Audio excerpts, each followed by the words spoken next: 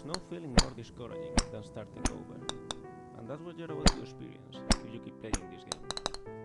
It's going to be deeply frustrating. You may trade some of that frustration for disappointment if you're willing to admit that the mistake was yours and only yours, but the feeling will only get more intense the longer you play. You're going to want to quit playing, and every time you don't, every time you find the strength to keep going, you will only be setting yourself up for a bigger fall. And if you manage to get to the top, will that make you feel good? Will you feel that it's all been worth it? I think you will.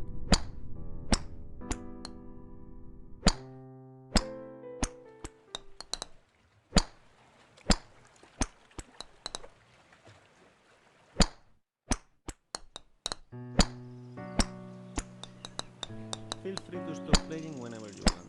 Your progress will be saved automatically. Your dose of progress too.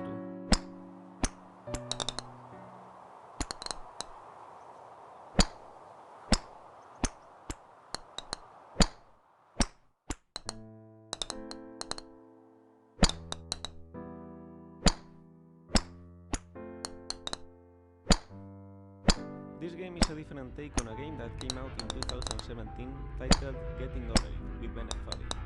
The author of that game, Bennett Foddy, was an Australian designer known at the time as the father of intentionally bad controls.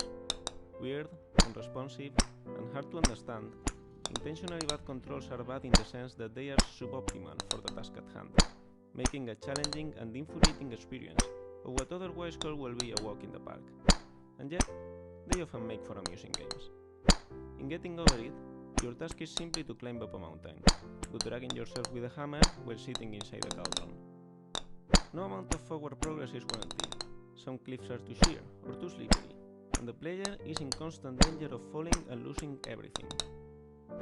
I watched a video of Bennett Foddy playing his own game, and it was interesting to see how erratically he approached his own challenges. He knew it was possible to overcome them, and he knew the movements he needed to execute. So he will make an attempt, but he will fail, without a clear reason why. So he will try again, exactly the same movements he attempted the first time, and he will repeat this process until, eventually, it actually worked, giving the impression that the challenge was more about perseverance and luck than precision.